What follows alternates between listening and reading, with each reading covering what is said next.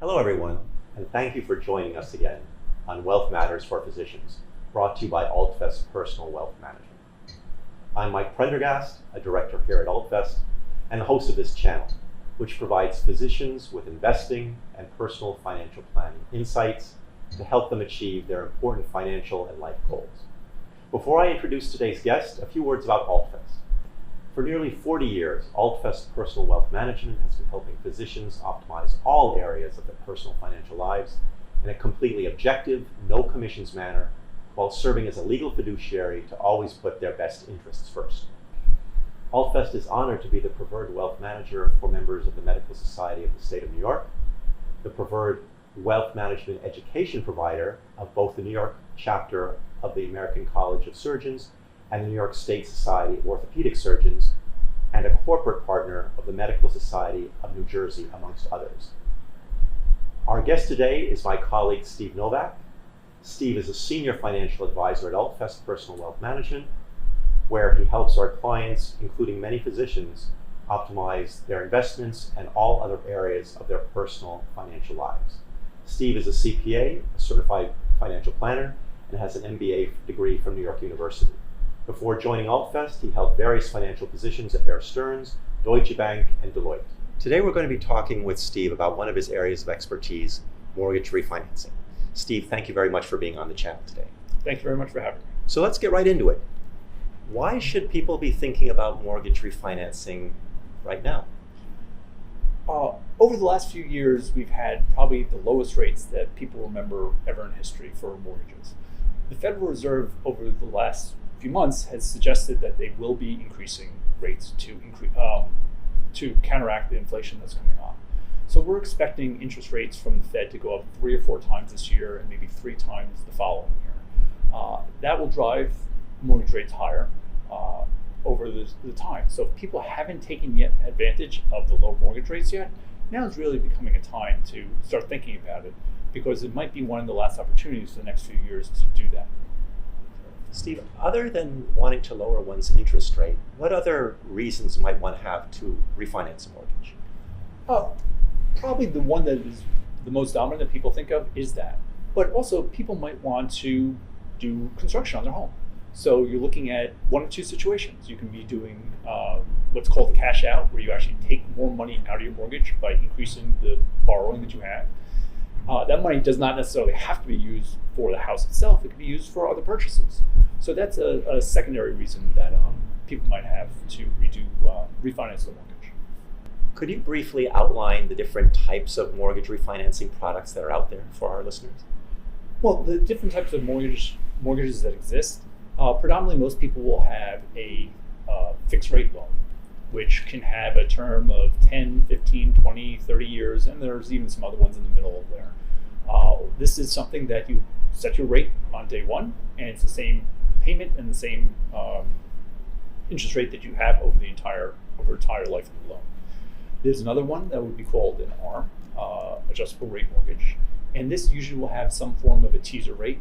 And when I say a teaser rate, it's usually a lower rate than the actual calculated rate of the loan. That can last 3 years, 5 years, 7, 10 years. And so let's say a normal mortgage rate right now is 4%. They might give you 3% for 3 years, and then after that it'll reset. An ARM typically has limits to how much it can go up on a single year. Usually it's 2%, sometimes it's 1%. And then it'll also have a maximum increase over the lifetime. So if you start at 3, maybe it can go up 6% up to a 9. Not to say it will, but that all depends on what the index and the calculation for adjusting that rate is. There are also something called IOs, or interest-only loans, where you have interest payments over the life of the loan and you never pay principal, but then you have a large principal balance due at the end of the loan. The final type that you would think of, and don't really seem to have as much anymore, but people might be familiar with, would be like a balloon loan, where you have a 10-year borrowing, or a 30-year borrowing. It's amortized over 30 years, but you really only pay the mortgage for 10 years. At the end of that 10th year, you pay the rest of the principal down. Most people would either do that if they have an intention of moving out of the home, or they'll just expect to refinance at the end of that 10 years. It's very good to be aware of all the different options. And one of the nice things for our clients is that we help them navigate all the different products to see what's best for their specific situation. Absolutely. We will work with clients. We have mortgage brokers that we work with or bankers that we can help refer them to, and we will go through their offers and talk to them about the different cash flows and what the situation is, and especially their expectation due to their time frame and specific life situations. What are some of the things to consider when trying to decide between an adjustable rate mortgage refinancing versus a fixed rate refinancing? You've touched on some of them already. But... Well, it's not just even a question of that. It's just even, will a refinancing work for you? So let's talk about what the costs are. There's a cost of doing refinancing. How that operates is something that you need to understand. New York State has higher refinancing costs than New Jersey because they have certain taxes that you pay, and the state takes the money every time you refinance. New Jersey typically takes that at the end of when you sell a property, as opposed to every time you do refinancing itself. So if you're going to save $200 a month, let's say if you're refinancing to a lower interest rate, and it's going to cost you $5,000 to do it, you'll break even in about 2 years. And that seems to make sense. But now, how long do you plan on staying in your property? If you only are talking about 3 to 5 years, it might not make as much sense if you were looking to stay 10 years plus. Then there's a much bigger savings there. There's a time value of money for all that. But those are some of the analysis that we would think of to look at. So you really have to be really certain of all the different costs that are involved in getting the refinancing to be able to see how quickly you'll make back that money through the savings in the monthly payment. Absolutely. When you are trying to look at refinancing, or more speaking to a mortgage broker, it's not just a question of interest rate. Interest rate is one factor. You want to know what closing costs are all part of that, and the mortgage broker would be required to give you a calculator, which is an APR, which is the actual rate that's standardized with the government, including those closing costs over the first year and how that would look. Like in previous discussions we've had, you brought up the concept of mortgage modifications.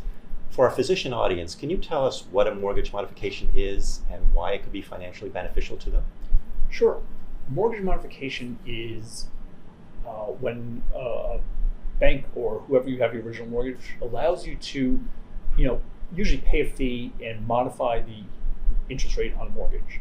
So if you had a 30-year loan and you're 3-4 years into it, but the rates have dropped, some places, and not all, will allow you to do what's called a mortgage modification.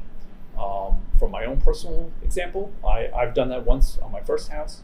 I paid a fee of $750, and I was saving about $150 a month. So as long as I stayed in that house for 5 months, it made sense to do it. Typically, these are banks or loan providers that hold on to the mortgage more than sell them. Because once they're sold, they're part of another facility and they don't have the opportunity to do that.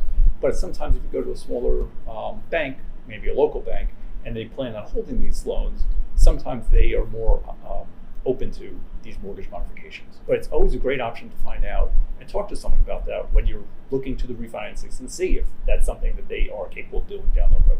Great. So not just the question of what interest rate can you give me, but would I have access to mortgage modifications down the road if I want? Absolutely. Do you have any suggestions on how to get a great interest rate? I know everyone's very interested in that. I would love to say there's one solution to that, and there's not. Unfortunately, there's a lot of legwork in there because you need to understand what you're looking for, and all banks might not, just because the 30-year rate is not good, their 15-year rate might be better. It depends on what product the bank is pushing. So it really has to do with going out, finding either yourself, calling them, finding some good brokers that are then looking around at multiple locations to get the best rate. I can't say you do this and it's going to work. You really have to do the legwork together. That makes sense. And what about things like credit unions? I've heard that sometimes they can be an attractive option. If you have access to a credit union, they can be. But again, it's still the legwork to call them, find out what works, what doesn't work, see what they're offering, see what the costs are. It's really the same scenario, but because credit unions sometimes are not for profit, they have the advantage. They're not out for the profit motive as much, and they can offer sometimes better rates or better closing costs or some other benefits that other places cannot. Now, this is a question which I know probably also doesn't have one pat answer, but is there any way, especially because the physicians in our audience are always extremely busy, to make the mortgage refinancing process go as smoothly as possible, as less headaches as possible? The easiest thing to think about is the amount of documentation. If people haven't done a mortgage or refinancing in a long time, it's changed a lot. There's a lot more documents to sign, a lot more documents to provide. Things that you can start thinking about, most likely they're going to ask for 2 years of your tax returns. They're going to ask for 2 years of your W-2. They might ask for business information if you are self-employed. If you need to put cash up, how you're going to pay for the closing and not roll it into the mortgage. They might ask you for 2 months, the last 2 months of bank statements. That one, if you roll over a month end, you might need the next month added on because they will drop one if they know the next one.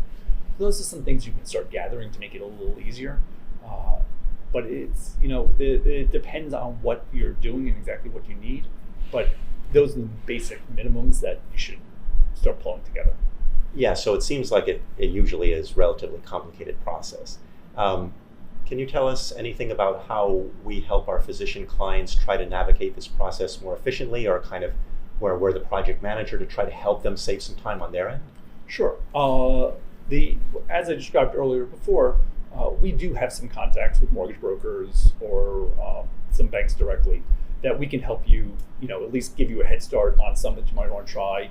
Still worthwhile trying some local branches around you. Aggregation of information, the statements we would have access to, assuming you're using an account that we're managing, so we can always provide that. If we do have your tax returns on file, we can always provide that. Typically, we wouldn't have your W-2s. That's something that you would have to provide. But we can help aggregate the information. And if you want us on a call to talk with the mortgage banker and help you understand what they're saying, we can always do that and participate in those calls.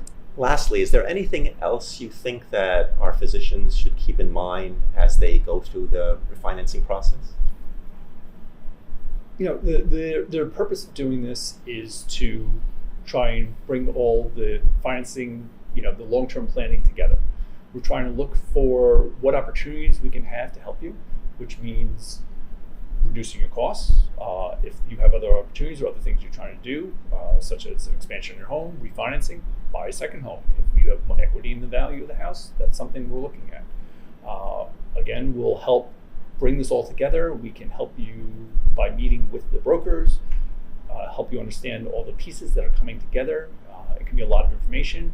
We can put this as part of the plan so you understand the cash flow scenarios that we're talking about, what the actual impacts might be on the long term to your spending, and what additional maybe savings you have, or how it also might affect your taxes even.